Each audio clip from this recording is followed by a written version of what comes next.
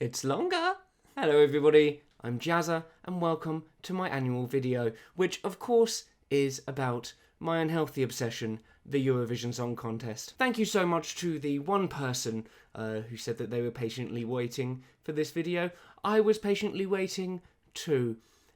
It turns out the more time you don't make videos, the harder it is to pick up a camera and do it again. So I appreciate your patience, dear friends. If you are looking for journalistic integrity, if you are looking for behind-the-scenes analysis of the Eurovision Song Contest, then I'm afraid that this is not the video and I'm not the one. You should be going to Wee Blogs or ESC Insight for those kind of really fantastic analysis and ways of keeping up to date with the contest. However, because I am not an integral part of the Eurovision fandom, I'm not inserted into the whole machine. It means that I can maybe be a little bit looser-lipped.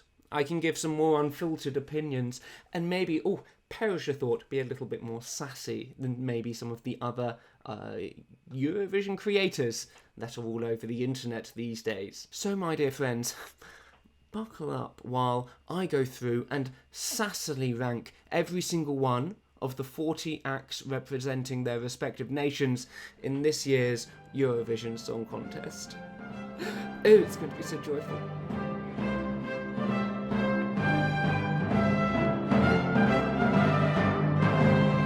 Before we dive into this year's, indulge me for a moment while we review just a little bit last year's entries and how we ranked them in 2021. Looking back at 2021, I'm just reminded what a good year it was. It really is. Just looking at this tier maker list brings me absolute joy. Now, I had San Marino as my winner, and I am a big enough person to admit that I was wrong. I still listen to that on my running playlist. I still think that Senheat is a goddess that deserves to be worshipped. Flowrider was a choice and a gimmick, but I think it worked. Did it work for the televote or the jury? No, it didn't, but I still fucking love it. I had Maneskin up there in S tier, our eventual winners, so you cannot tell me that my finger was not on the pulse of the European peoples. In retrospect, I was also overly generous for the United Kingdom.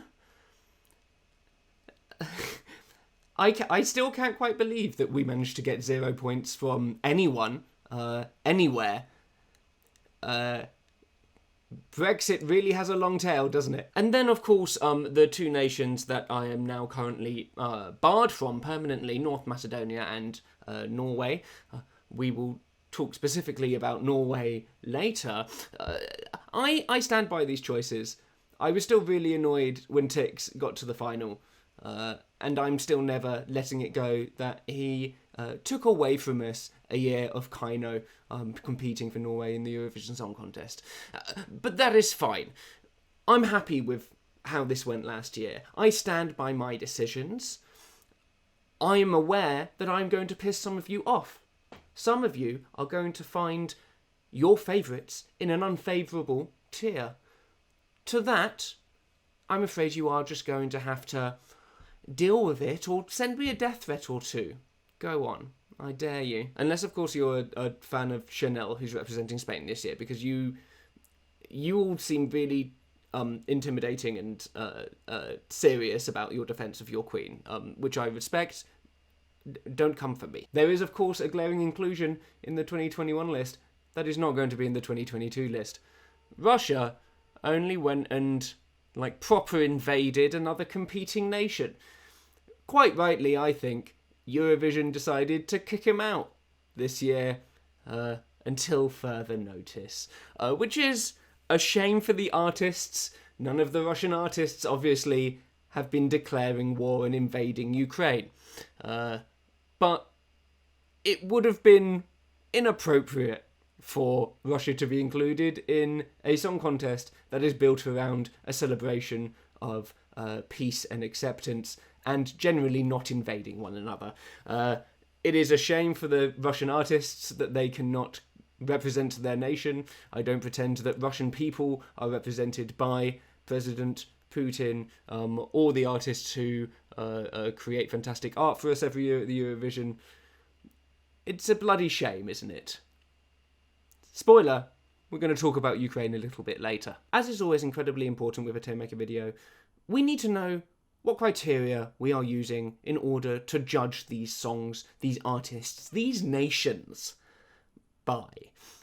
As such, I'm going to use last year's songs to explain and show to you which each of the ranks mean for me, personally. Just for me. As with many Tailmaker videos, we have the S, A, B, C, D ranking system, but each of these also correspond to a particular amount of points that one can gain from the jury or the public vote in the Eurovision Song Contest. S is 12 points. Were I a nation, an independent state, these are songs that I would potentially be giving 12 points to. On the night, I could very well pick up my phone and vote for them. We had a lot of these last year that just tickled my pickle like nobody else. Then we have going down A tier, D point, which are kind of like good songs, but they lack the movement that I need to kind of like really engage me and make me pick up that telephone. One error that I definitely made last year was Ukraine, with Goa, and their song Shum obviously has become an absolute classic. I listen to it all of the time now. I've grown, I've changed, I'm a better person now. They would now be an S. Last year I put them in A. B tier is like, I'm not gonna skip the song, but doesn't really do anything for me. Do you know what I mean? C tier is arguably the worst tier, because C tier is either you come on my Eurovision playlist and I have to then go and Wikipedia who you're representing, who you are, what the song is. I've forgotten you, to be honest. C tier is boring. C tier, I'd skip. C tier, I'm never listening to again. Do I feel bad about putting these artists in C tier last year? No. And then there's D tier, which is the one that has got me in trouble in the past. D tier, it is not indifference. And actually, you know what? With D tier, at least I feel something. But D tier is this song comes on and I begin seething out of anger because the song does something usually beyond just the quality of the song to me. Last year, Macedonia's kind of like Disney presentation, like super smiley, overly like lovey-dovey American vibes, rubbed me the wrong way. And Tix I hated because my favourite band didn't get in because of him. You will see how this works for this year's ranking as well. How this is going to work is I'm going to go away and rank most of these in my own time. I require peace, tranquility, zen, in order to be able to properly analyse and give an opinion on each of these 40 songs. I will then come back, talk through some of the highlights, some of the lowlights, holding back, though, the top 10 favourites to win the contest according to the bookies. We'll go through each of those one by one. And something that is really exciting for me is that I get to rank UK in that top 10. Oh, I'm ever so excited. Yes, some of you who haven't been following the contest up until this point are going to be very confused that the UK may have a chance of winning the Eurovision Song Contest, but please give me this. I'm usually dripping in shame about my nationality, and Sam Ryder has finally given me something to be proud of. So let me go away, do those initial rankings, and then we'll come back and I'm going to be ever so cutting. All right. I'm genuinely quite excited about this. Okay. See you in a sec. Bye. Many hours later. Oh, my darlings. It's done. Here are the rankings. Is your favourite here? Take it in. Do you now hate me? Have you lost all respect for me? Fair, to be completely honest. But this is my channel and these are my opinions and I get to decide everything here, so deal with it. Something I'm noticing this year is the general shift that we have towards the bottom of the table in terms of volume of songs. Last year, we definitely clustered around A, B tier as kind of like our average in terms of our distribution.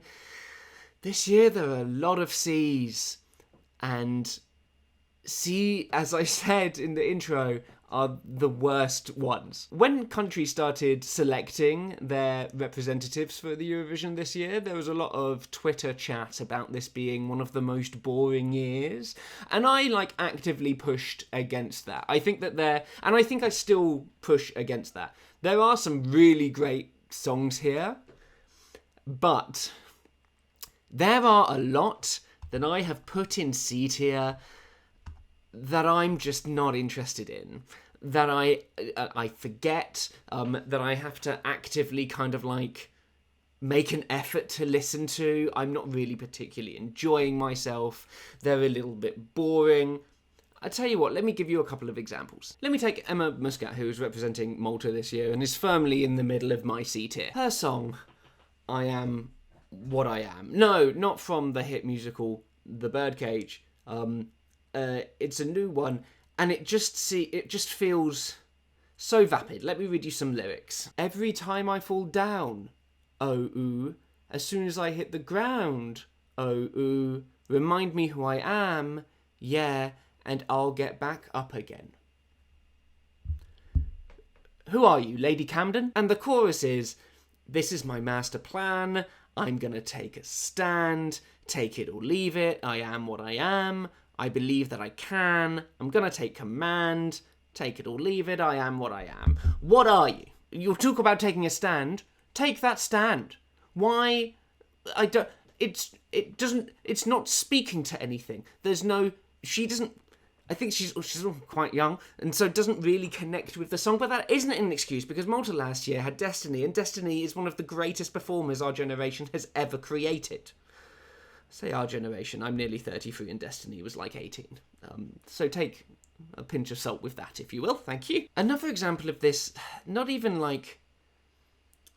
cookie cuttery, bland, on the nose songwriting, is, I think, probably one of my most controversial C tiers this year, is Sheldon Riley, who's representing Australia. I love the idea of Sheldon Riley. Not everybody likes the gimmick of wearing a mask through most of your song, but he has reasons for it. I also particularly enjoyed this sassy response that he had when a somewhat crass journalist asked him why he wore one. Now I have a question. Did you put the mask because you are ugly? Well, actually, yeah, not to go too deep, I don't really love the way I look, but thank you for pointing it out.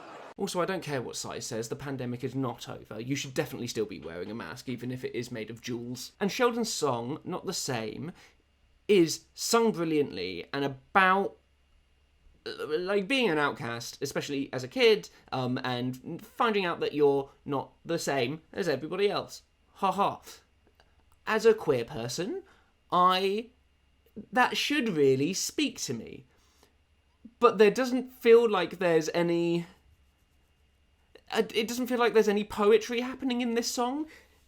He just keeps on singing very competently, I'm not the same, I'm not the same, I'm not the same. And I'm like, Sheldon, I get it, it's fine. Sheldon is also competing in a year that for a long time was being criticised for having a lot of sad boy songs.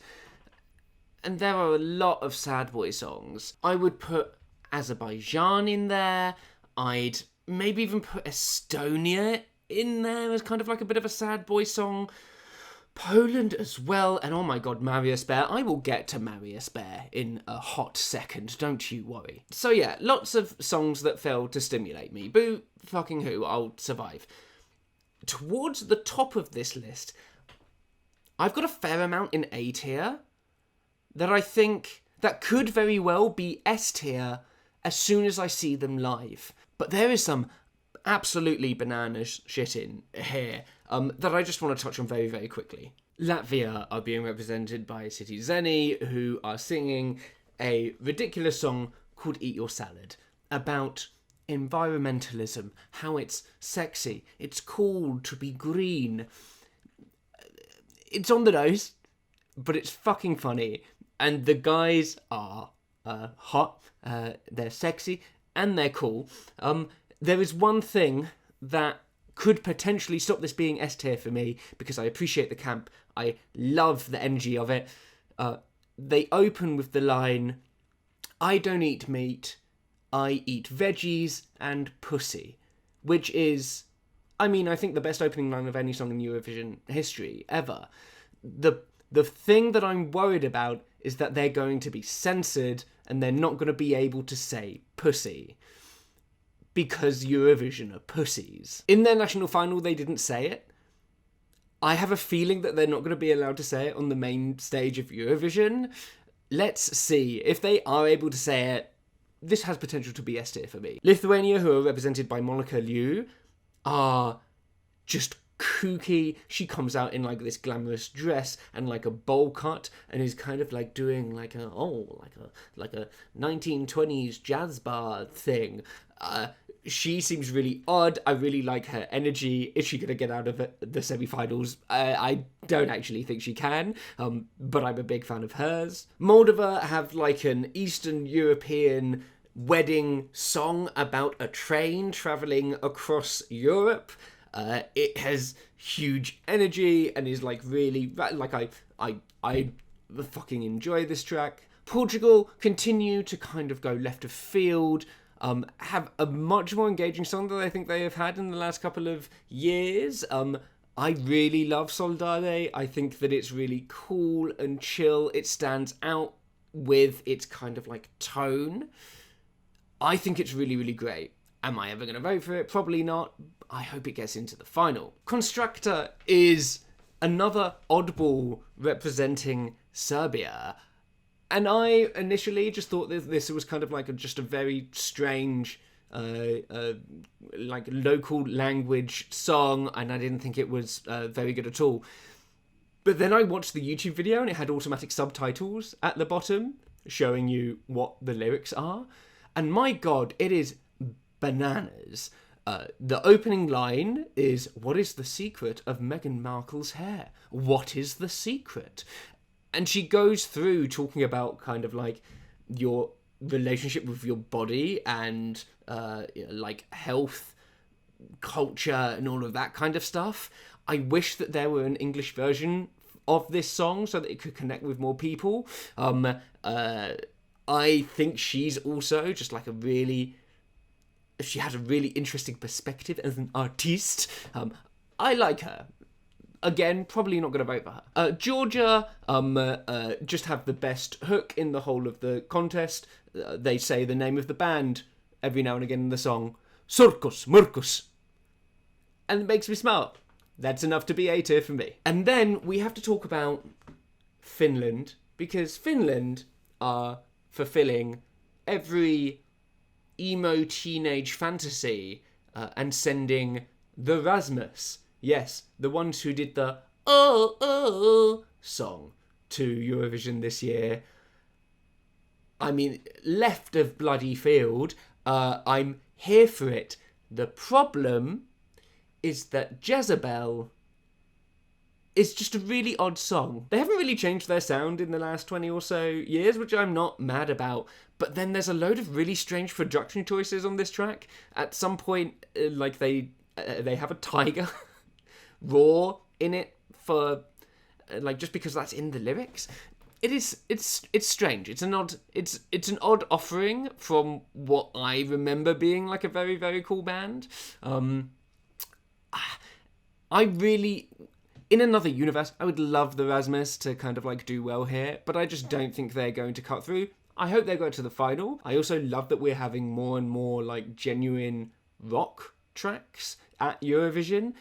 Måneskin opened many a door, I suppose. Or was it Lordi? Who knows? Anyway, I'm very happy that Rasmus are here, and that's why they're in A tier for me. Despite the fact that I think the overall song quality of this year compared to last year is generally lower, I actually only have one song in my D tier this year. And that is Marius Bear representing Switzerland with Boys Do Cry. It suffers from a lot of the similar problems that I spoke about in other C-tier songs like Australia and Malta. It's so on the nose and leaves no room for like artistic interpretation or anything. And I just think the message is really odd. I just don't think that the lyrics translate very well. Marius, when he performs it, seems a little bored.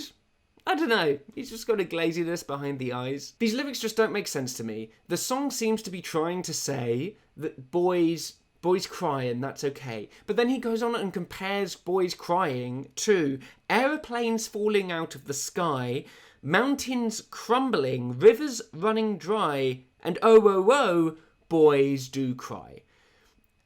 And I'm like, well, surely, comparing it to something that barely happens, if ever, mountains crumbling? When has that... I don't understand, Marius.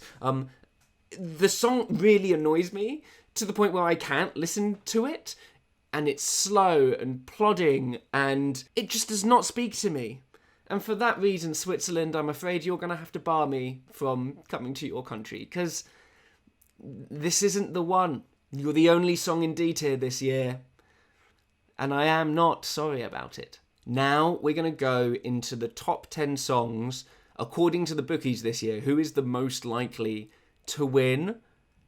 And there's some good and some interesting songs here. We'll start with number 10 with France. And France is interesting this year because it isn't sung in French. And in fact, there's no French being sung at all in the contest this year. Arvin and Azen, the producer-singer combo, they are singing Fullen, which is a song sung in Breton. And I didn't know that Brittany had its own language until this year, so colour me ignorant. We will talk about the Ukrainian entry later. People fell in love with Ukraine's act last year, Goe singing Shum, which was an electronic reimagining of an old Ukrainian like lullaby fairy tale. The presentation was just so bizarre. It was full of energy, fantastically sung. It was amazing. I'm not sure that Ukraine is the spiritual successor of this year. I think that France are the spiritual successors of Goa. I actually don't know if it's Goa or Goe. Feel free to drag me in the comments. Now, I know this is relatively low down in the favourites to win, but this is the song I have listened to the most on the Eurovision playlist. I will go and just watch it again and again. The performance they did of this in the selection process in France was amazing, phenomenal. It was so different, and it does that thing that I don't think we really see outside of Eurovision, of like really embracing a traditional culture and music style while making it modern. And I don't think we get to see that anywhere else in the world apart from on the Eurovision stage, at least easily.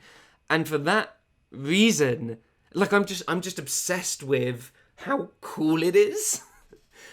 And France actually are in my S tier, despite it not being French and me having no idea what they're talking about. I just think they're so fucking cool, and they might be my favourites. Number 9 is the Netherlands with S10 and De Diepte. I don't speak Dutch. Noken in the Kirken. This is a cool song. It's chilled. It stands out. It has a similar vibe, actually, to Portugal. Sung completely in Dutch. It just feels like a really good, like, chill-out playlist vibes. I really, really like it. I do not think it is a winner for me. It doesn't necessarily move me, but I never skip this song when it comes on my playlist. I am putting S10 in A tier. Now we get to Norway. Norway are fast becoming the gimmick country of the Eurovision Song Contest. And don't get me wrong, that is not a bad thing. Out of that gimmickness, we got the yodeling EDM band Kaino, who I have been very clear about in the past, occupy a very large part of my heart. They stumbled a bit last year with Tix and how disconnected, I think, from the whole contest that whole thing was with his Pimp Angel setup. Don't do that again, Norway, please. But this year they are sending Subwoofer, who are entering with a song called Give That Wolf a Banana. They're dressed up in yellow wolf masks. The wolf masks have names, Jim and Keith, which in itself is quite ridiculous because they're also meant to be, I believe, wolves from the moon that are visiting planet Earth. I'm not 100% sure. In order to understand this track, you really only need to listen to a couple of lines of the song. And that is, and before that wolf eats my grandma, give that wolf a banana, give that wolf. Okay, give that wolf. It's so fucking stupid, I love it. It is well known that I love stupidity and camp and a gimmick at Eurovision. And this is going to be some fun shit. I don't want them to win. Do I? I don't think I want them to win, but they are going in my S tier. Poland are inevitably going to do well because they do fantastically on the televote because Polish people are everywhere and so they just vote for themselves across Europe. At least that's what I think is a bitter Brit anyway. They have one of the sad boy songs this year and it's sung by Okman. It's called River. And it's fine. It's not quite as bad as a lot of the C tier crap that we've had to go through. Poland are alright. They can go and beat it. Amanda is representing Greece this year with Die Together. She's a really competent singer. This is a fine song. Does it particularly speak to me very much? No. I'm gonna put her towards the top of B tier. Well, seeing as she can sing, she can go above Austria. Before we go into the top 5, according to the bookies, I want to give you 2 other of my S tiers, because I just love empowered women and camp. It's catnip to me, what can I say? Albania are being represented by Ronella Hajati with Secret. This is a bop.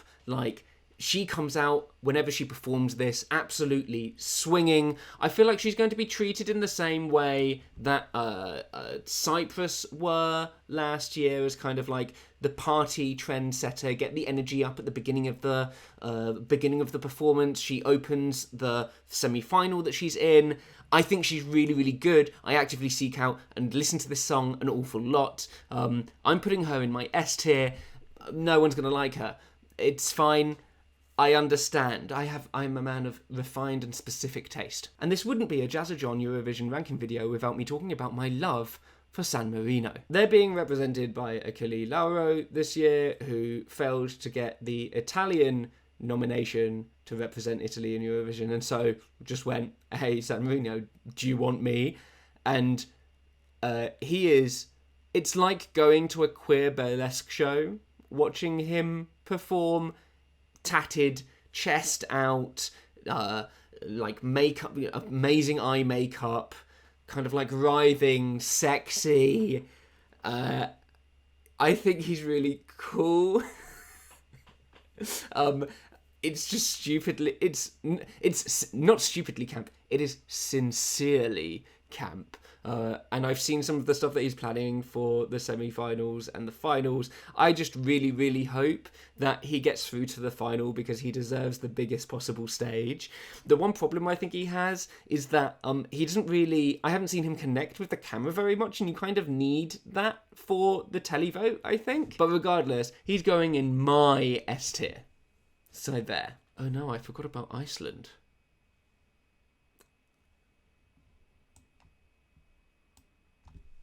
Sorry, Iceland. Spain.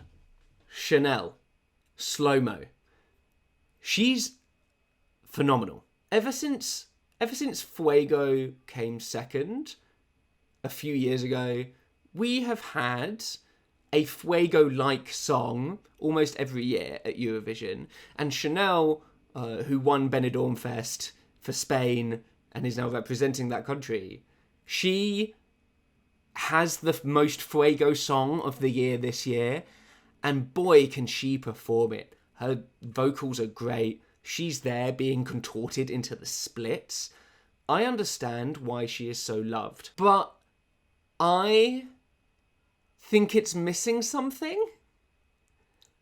it might be the 5th favourite to win, but I'm really nervous about this because she has very intense fans. I'm just putting her in A tier.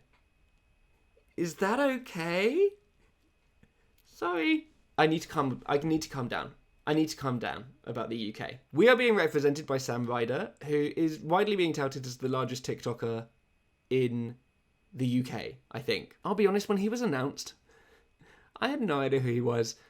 I don't use TikTok, I'm on YouTube Shorts. And I was really skeptical. Then I clicked through to all of his social media. I'm like, how did this guy have millions of followers? And then I looked at all of his content and I was like, oh my God, he is probably one of the best vocalists I have ever heard. And then I started to get overly excited. I saw that we are 4th favourites to win. Eurovision is being sponsored by TikTok. I can't let myself think that we could get a top 5 placement here, let alone win. If you will indulge me in a little bit of real talk, I have a little bit of a chip on my shoulder of how the UK does at Eurovision, especially in the televote, but also in the jury vote. Yes, we've sent duds before, but for someone like Lucy Jones, who we sent a few years ago, to not get top 3 with her ridiculously amazing performance, I don't know what else we can do. If this song and Sam don't get into the top 10 this year, I don't know what else we can do. I think this is the best act we have sent in maybe 2 decades. I don't particularly want to talk about the song because I'm not too big a fan of the song, but I think Sam's vocal is ridiculous. It is... I can't believe that he's able to sing to that higher quality every single time he opens his mouth. I'm in awe of him, and I'm really proud of him. And I don't know... come on, if you're British, you don't get many chances to, be genuinely quite proud of, being British, because we fuck that up quite a lot. But I'm really, really hopeful for Sam. I mean, he's in nest here. Easy. Next, 3rd favourite, according to the bookies, is my queen, Cornelia Jacobs, representing Sweden with Hold Me Closer. This is a perfectly competent track. It's a very Sweden track. It feels very modern, it feels like it doesn't stand out too much. It wouldn't be a miss in the UK top 10 charts at the moment. But I'm overly invested in this song because earlier this year I got COVID and was stuck in this room for 13 days. Went slightly crazy, and so in order to make myself feel a little bit better, I splashed out an awful lot of cash on going to Stockholm in order to watch Melodifestivalen, which is the selection process that Sweden has for the Eurovision Song Contest, and I watched Cornelia win.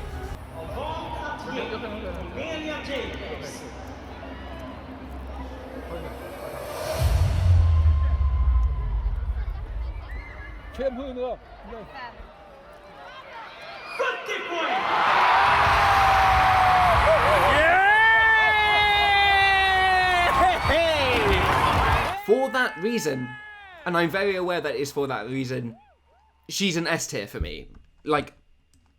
And she could win. It's a bloody good track. Do I think it... Is it my taste? No. And that's why it's not top of this. That's not why it's not top of this list, and I don't think it's necessarily going to win. But, Cornelia, I bloody love you. I think you're great. I don't understand what the green thing is for, though. Does somebody know what the story for the green kind of lighting panel is? That confused me. Second favourites are Italy with Mahmood and Blanco. Now, obviously, Mahmood is well known for coming second a few years ago with his track Soldi. He's teamed up with this hot new artist in Italy called Blanco. who makes some really great music. I'm really annoyed that Italy is having kind of like whatever number renaissance it's on at the moment when it comes to music and pop culture. They have some really great artists in their country right now, and I'm really happy for them that they're able to kind of like showcase this, and that possibly they could be the second. They could win back to back, and that would be sick for Italy. I'd be so down for that. This song in particular stands out because it is a male duet ballad, but there is something missing for me. When I've seen them perform this, Blanco especially struggles to make this connection with Mahmood.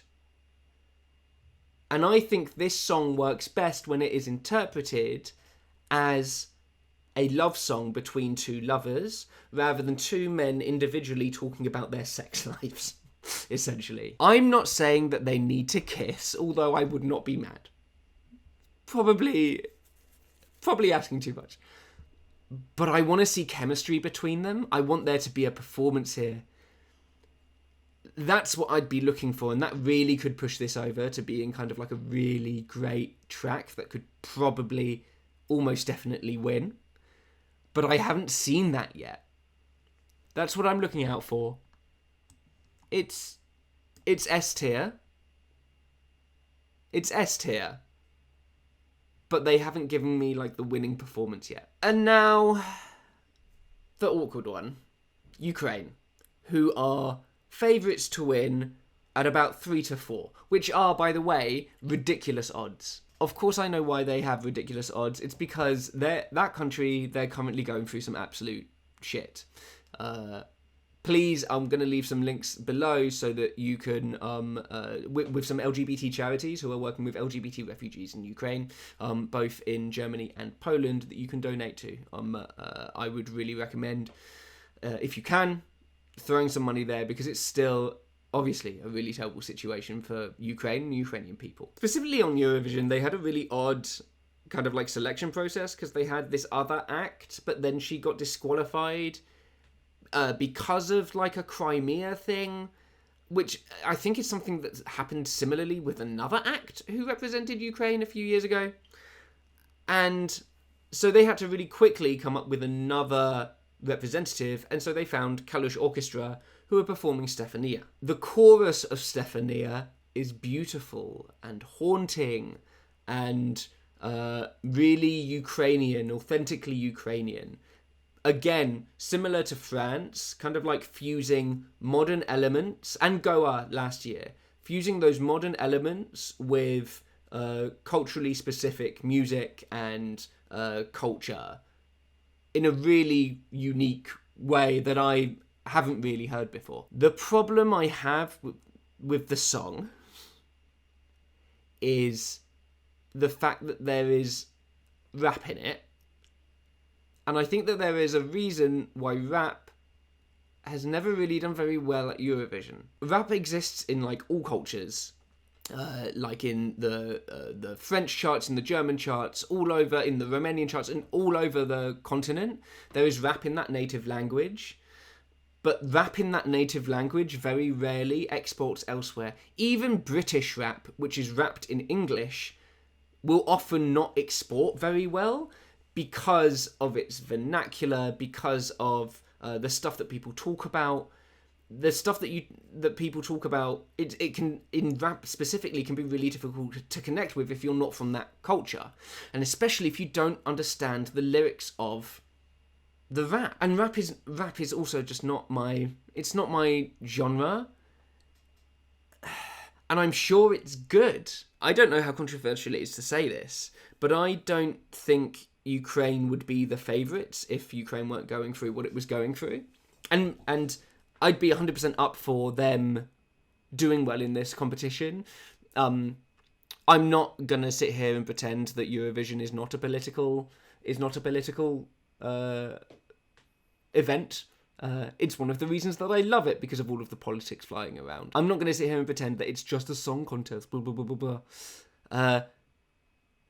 But the Ukraine song doesn't speak to me. I think the Stefania bit is good.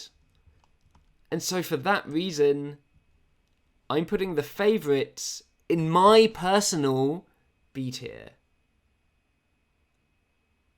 I don't know how controversial that is. Because I've only heard people be very complimentary towards the song. And that's that. So here it is, all 40 songs ranked. Take a look.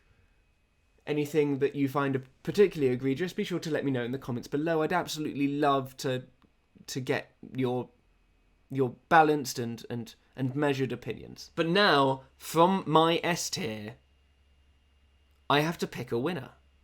And this is really difficult. If we're going by songs that I actually kind of like, that I have listened to the most, France would win. France would be like way up there. I am obsessed with this Breton track at the moment. Obviously, I've said my personal kind of like feelings towards Cornelia Jacobs because I've kind of like been so aware of her journey, and I was there in the room when she won the chance to represent her country in Stockholm, in Sweden. I would love to see her win. That would be so fucking cool. But I also really, really want Sam Ryder to... I just want us to do well. I don't think we're going to win. He may win the jury vote, but that is only half of the votes, my friends. It's very possible to Italy do the back-to-back. Like, Subwoofer could really speak to, like, just people watching Eurovision for a fun time. I do not know. You know what? Here's my winner. I'm going to put Mahmood and Blanco at the top. Conditional on, not a kiss, but conditional on there being some hot as fuck chemistry on that stage. There's my annual video. Guys, thank you so much for watching. This is always fun. And I can't wait to talk to you in the comments. It's going to be really cool. I am going to be, of course, live tweeting both of the semi-finals and the final on the Tuesday, Thursday and Saturday this year. Follow me on Twitter. I'll be using all the hashtags. We'll have a fun, sassy time and we'll have a chat about it. It's going to be really, really great. If you enjoy some sassy queer shit, subscribe to this channel. That's good. The all-seeing algorithm says that you'll enjoy watching this video next. So click on that and there's the subscribe orb.